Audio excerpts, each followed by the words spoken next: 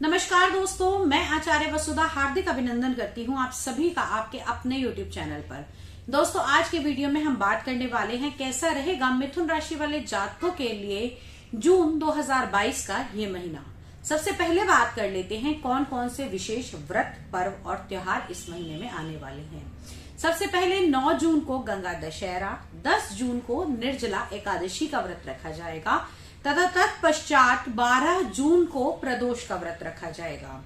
14 जून को ज्येष्ठी पूर्णिमा तथा 24 जून को योगिनी एकादशी की पूजा की जाएगी। उसके बाद में 29 जून को आषाढ़ी अमावस्या तथा 30 जून से गुप्त नवरात्रि प्रारंभ होगी। ये तो थे विशेष व्रत, पर्व और त्योहार। अब जानकारी देते हैं कौन कौन से ग्रह राशि परिवर्तन करेंगे इस माह में। सबसे पहले 4 जून को शनि वक्री होंगे अपनी ही राशि यानी कि यहाँ पर कुंभ राशि के अंदर। उसके बाद में 15 जून को सूर्य मिथुन राशि में भ्रमण करेंगे। उसके बाद में 18 जून को शुक्र, जो अब तक मेष राशि में विराजमान थे, पहुंचेंगे अपनी स्वराशि यानी कि वृषभ राशि में। 27 जून को मंगल मेष राशि में प्रवेश करेंगे, जो कि उनकी अपनी स्वराशि है। अब ये तो था विशेष गोचर परिवर्तन। अब बात करते हैं कि इसी गोचर के परिवर्तन का आपकी राशि पर क्या प्रभाव होगा आज के इस वीडियो में। सबसे पहले बात करते हैं कि मिथुन लगन वाले जातकों की हेल्थ के बारे में। अगर हम देखें तो मिथुन लगन की स्वामी यानी कि आपके हेल्थ के स्वामी बुध देव विराजमान है 12वें भाव में, हॉस्पिटल के भाव में, कहीं ना कहीं यात्राओं के भाव में। तो यहाँ पर ये सूर्य बुध आदित्य राजयोग के साथ तो विराजमान है, लेकिन सबसे बड़ी बात ये है कि पूरे माह बुध का राशि परिवर्तन नहीं होगा, कि यही 12वें भाव के अंदर विराजमान रहेंगे। तो जिन लोगों को किसी प्रकार की एलर्जी की प्रॉब्लम है, वाणी से जुड़ी हुई कोई प्रॉब्लम है, या फिर थायराइड की प्रॉब्लम है, स्किन से जुड़ी हुई कोई प्रॉब्लम है, तो आप लोगों को अपना बहुत अधिक ध्यान रखने की आवश्यकता है। साथ ही साथ जो लोग किसी प्रकार के अस्थमा से पीड़ित हैं उन लोगों को, या फिर किसी वेन की प्रॉब्लम है, उनको भी अपनी हेल्थ का बहुत अधिक ध्यान रखने की आवश्यकता है। अब बात कर लेते हैं आपके दूसरे भाव यानी कि आपके धन, संचय, कुटुंब और परिवार के बारे में। तो यहाँ पर आपके कुटुंब के स्वामी माह की शुरुआत के अंदर आपके लगन में विराजमान होंगे। आपको आपके परिवार का पूर्ण सुख प्राप्त होगा। साथ ही साथ माता का स्नेह आपको बहुत अधिक मिलता हुआ दिखाई देगा। ओवरऑल यदि मैं बात करूं, इस टाइम पीरियड के दौरान आप नई एसेट्स की तरफ भी आपका झुकाव जो है वो बढ़ सकता है। अब बात करते हैं हम आपके तीसरे भाव यानी कि आपके मित्र, संबंधी, भाई, हिम्मत, जोखिम, यात्राओं के भाव के बारे में। तो यहाँ पर तीसरे भाव के स्वामी आपके 12वें भाव के अंदर विराजमान हैं।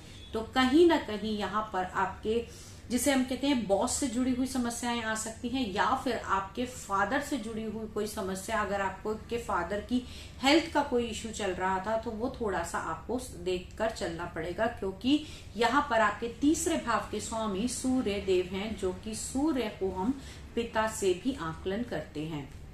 अब बात करते हैं आपके चतुर्थ भाव यानी कि आपके सुख के, आपके समृद्धि के और आपके वाहन के भाव के बारे में।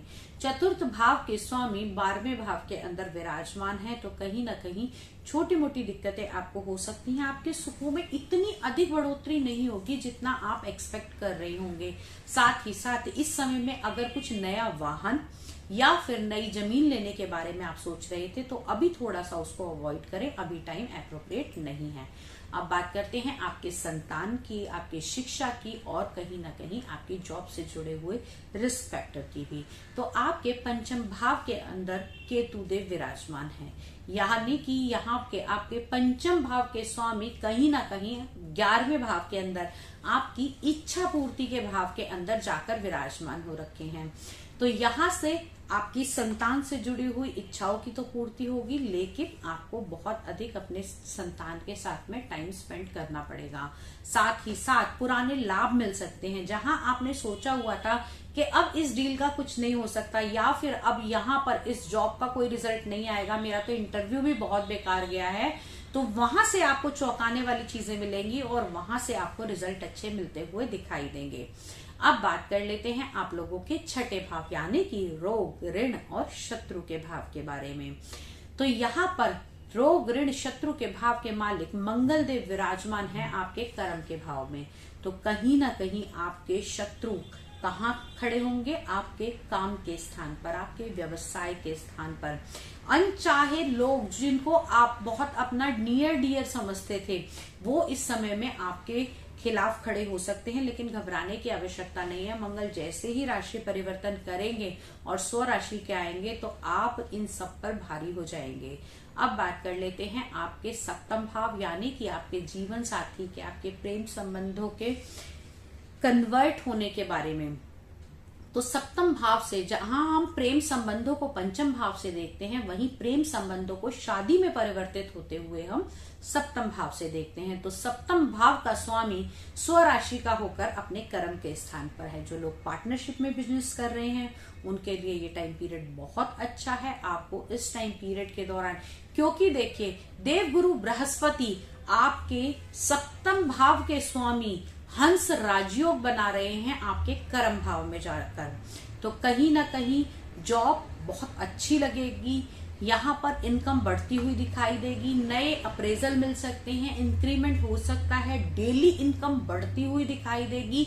जिन चीजों की आपने कल्पना भी नहीं की थी वो भी आपको इस समय में मिलती हुई दिखाई देंगी।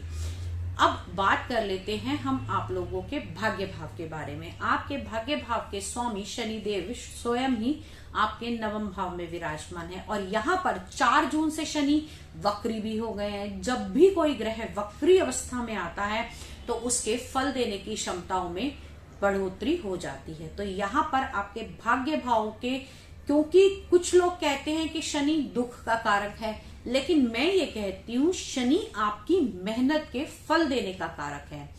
अगर आपने अपने किसी भी प्रोजेक्ट पे, किसी भी काम पे बहुत अधिक मेहनत करी थी ना, तो इस टाइम पीरियड के दौरान आपको उसके रिजल्ट मिलते हुए दिखाई देंगे।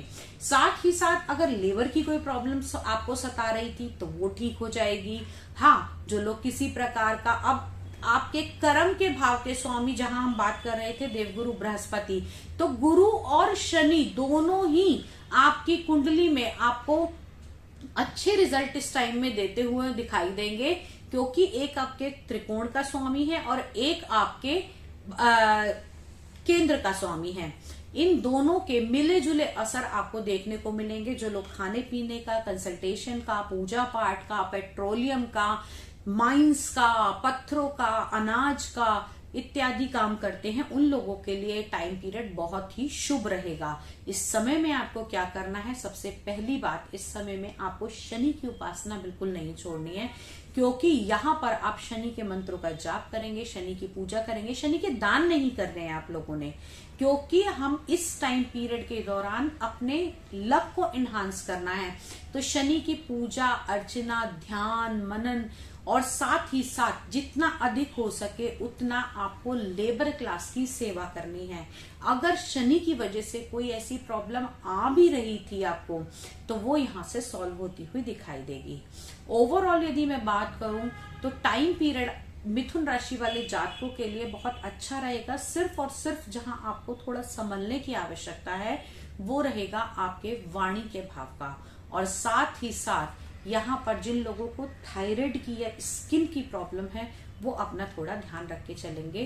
गाय को पालक खिलाइए, ये नहीं कहती कि सिर्फ बुधवार को खिलाइए, डेली गाय को पालक खिलाएंगे आप तो आपकी हेल्थ बहुत जल्दी इंप्रूव कर जाएगी। साथ ही साथ जितना अधिक हो सके उतना ऑक्सीजन वाले पौधे लगाइए, नीम के पौधे आप लगवाइए। गर्मी का मौसम है, जितना अधिक हो सके आप पेड़ पौधों की देखभाल करेंगे, आपके लगन का स्वामी एनहांस होगा, बुध के अच्छे रिजल्ट मिलेंगे। गणपति जी की आराधना आप पे सोने पे सुहागे का काम करेगी। गणपति जी की आराधना आपके लिए सोने पे सुहागे का काम करेगी। दोस्तों, ये तो था मिथुन राशि वाले जातकों के लिए जून का महीना कैसा रहेगा। आगे आने वाले वीडियो में कुछ नया लेकर, इंटरेस्टिंग लेकर फिर से हाजिर होते हैं। तब तक के लिए जय मां भगवती।